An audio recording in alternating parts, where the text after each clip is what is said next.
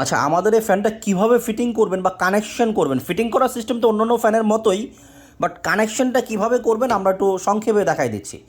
আমাদের এই ফ্যানে দেখেন দুইটা কানেকশন আছে।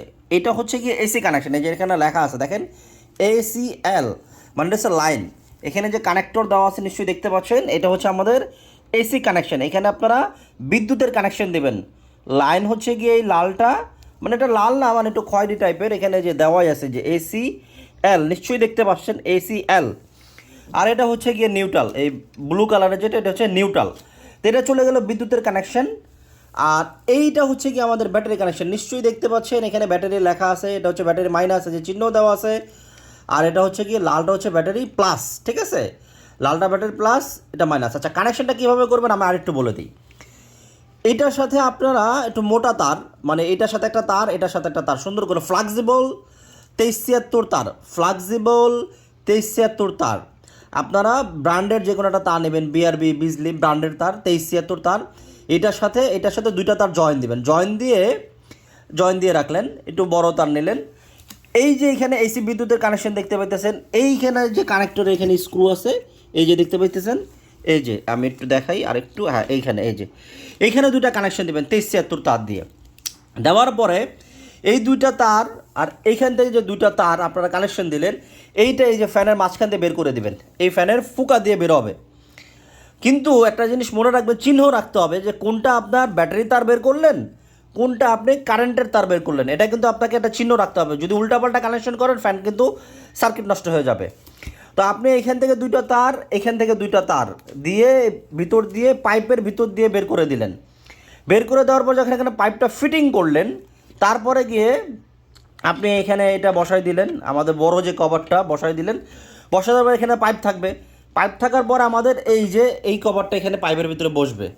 বসার পরে আপনি এই যে এইখানে এইভাবে প্যাকটা বসবে, ব্যাটারিটা বসবে, নিশ্চয়ই দেখতে পাচ্ছেন। আচ্ছা, এখন আসেন এইখানে কীভাবে কানেকশনটা দেবেন। এই যে এখানে দেখেন লেখা আছে LNAC, এই যে নিশ্চয়ই দেখতে পাচ্ছেন, এই যে এইখানে দুইটা স্ক্রু আছে। এই যে এল মানে লাইন, ওই যে আমাদের ফ্যানে যে এল ছিল, এই যে আমি আবার একটু দেখাই, এই যে আমাদের এই যে ফ্যানে যে এল ছিল, এল, এই এল, এই যে এখানে দেখতে পাচ্ছেন এল, এই যে দেখছেন এই এল আইসা, এই যে এখানে যেটা স্ক্রু আছে এইখানে লাগবে। আর এই যে এখানে দেখতে পাচ্ছেন নিশ্চয়ই লেখা আছে এন, এই যে আমাদের ব্লু কালারের তারটা আছে, এই যে ব্লু কালারের তার, এই তারটা ফ্যানের ভিতর দিয়ে পাইপের ভিতর দিয়ে বের হয়ে এই যে এন দেখতে পাচ্ছেন, এই এন এসে লাগবে, এসি কানেকশন, ঠিক আছে। এখানে লেখা আছে এই যে ACLN, এখানে লাগবে। তো এই কানেকশনটা হয়ে গেল। আর এইখান থেকে দুইটা তার, এই LN, এইখান থেকে দুইটা তার চলে যাবে আপনার বিদ্যুতের সংযোগে, যেখানে আপনার মেইন বিদ্যুতের সংযোগ। আচ্ছা, রইল বাকি এইটা, এটা হচ্ছে আমাদের DC line V plus V minus. এই যে V প্লাস আমাদের এখানে লাগানো আছে, আর একটা তার আমরা খুলে রাখছি যাতে ব্যাটারিটার চার্জ ডিসচার্জ না হয়। এই কানেকশনটা এই যে V মাইনাস যেটা এখানে লাগবে, এখানে এই যে V মাইনাসে লেগে যাবে।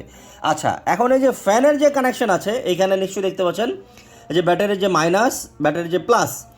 এই যে ব্যাটারির যে মাইনাস, আমরা যে এইখান থেকে তার দুটো বের করেছিলাম, এই যে এখানে যে V মাইনাস, এই যে কালো তার নিশ্চয়ই দেখতে পাচ্ছেন, এই তারের সাথে জোড়া দিবেন। প্রথমে এখানে তার বের করে এটার সাথে জোড়া দিবেন, জোড়া দিয়ে দেন এই স্ক্রুতে লাগাই দিবেন, ঠিক আছে।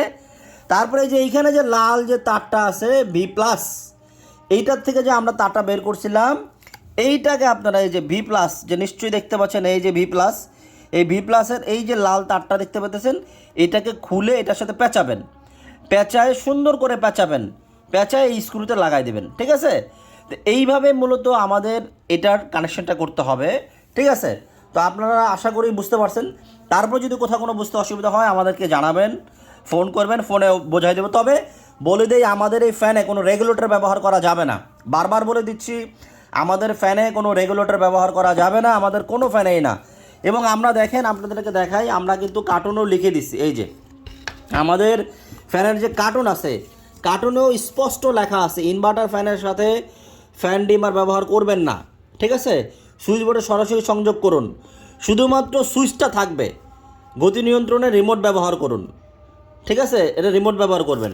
তো আমাদের এই ফ্যানে আপনি কোনো সময় এই যে এখানে এখানে এই যে সুইচ দিয়ে ফ্যান বন্ধ চালু করুন, এটা দরকার নাই। এটা শুধুমাত্র আমাদের এই দুইটা মডেল হয়, যেটা রিচার্জেবল, এটার জন্য এটা দরকার নেই। সুইচটা 12 মাস দিয়ে রাখবেন। এখানে যে লেখা আছে সুইচ দিয়ে ফ্যান চালু বন্ধ করে, এটা হচ্ছে গিয়ে আমাদের ব্যাটারি ছাড়া যে প্রোডাক্টটা ওইটার জন্য আমরা দিয়ে দিছি, কারণ দুইটাই তো আমাদের বিক্রি করতে হয়। তো সুইচ দিয়ে ফ্যান বন্ধ চালু করার দরকার নাই, যেহেতু আমাদের ফ্যানের সাথে একটা রিমোট আছে, এই যে রিমোট দিয়ে আপনি চালু বন্ধ করতে পারবেন আমাদের রিচার্জেবল ফ্যানটা। তো এই ক্ষেত্রে আপনারা এই সুইচটা 12 মাস দিয়ে রাখবেন। এই সুইচ কখনোই বন্ধ করবেন না, শুধুমাত্র এই রেগুলেটরটা বাদ দিয়ে দিবেন, ডিমারটা বাদ দিয়ে দিবেন, কিন্তু সুইচটা রেখে দিবেন। সুইচটা 12 মাস চালু করে রাখবেন, শীত গরম বর্ষা 12 মাস দিয়ে রাখবেন। প্রয়োজনে সুইচের উপরে একটা কস্টিপ দিয়ে দিবেন, যাতে করে বাচ্চারা বন্ধ করে না। কারণ সুইচটা যদি বন্ধ করে দেন তাহলে আমাদের এই ব্যাটারিটা চার্জ হবে না, তখন ব্যাটারিটা নষ্ট হয়ে যাবে। অনেকে আছে শীতের দিনে সুইচ বন্ধ করে রেখে দেয়, তখন দেখা যাচ্ছে আমাদের এই ব্যাটারিটা কিন্তু বসে যাবে। অতএব এটা করা যাবে না। শীত গরম বর্ষা 12 মাস সুইচ দিয়ে রাখবেন, সুইচের উপরে একটা কস্টিপ মেনে রাখবেন। এই লেখাটা, এই যে সুইচ দিয়ে ফ্যান বন্ধ চালু করুন, এই লেখাটা শুধুমাত্র আমাদের এই ব্যাটারি ছাড়া যে প্রোডাক্ট ওইটার জন্য, আমরা আগেই বলে দিছি, ঠিক আছে? আমরা এটা বলে দিলাম আপনাদেরকে, ঠিক আছে? তারপরেও কোনো কিছু বুঝতে অসুবিধা আমাকে জানাবেন। আমাদের এই ফ্যানে স্পষ্ট যে লেখা রেগুলেটর ব্যবহার করা যাবে না, একটা কথা ডাইরেক্ট।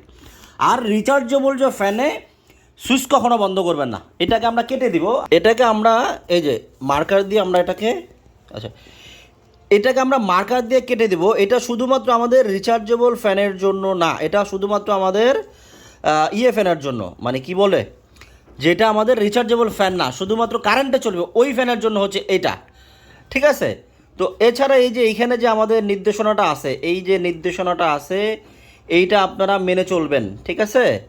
আমাদের এই ফ্যানে কোনো ডিমার ব্যবহার করা যাবে না, সরাসরি সুইচ বোর্ডে সংযোগ করতে হবে, গতি নিয়ন্ত্রণে রিমোট ব্যবহার করতে হবে, এইটা অবশ্যই মেনে চলবেন। আর বিদ্যুতের সুইচ, আমি বারবার বলছি, আমাদের এই ফ্যানে বিদ্যুতের সুইচ কখনোই বন্ধ করা যাবে না, 12 মাস দিয়ে রাখবেন, তা নাহলে ব্যাটারি ড্যাম হয়ে যাবে। আশা করি বুঝতে পারছেন। তারপর যদি কোনো বুঝতে অসুবিধা হয় আমাকে ফোনে জানাবেন, আমরা ফোনে বলে দেবো।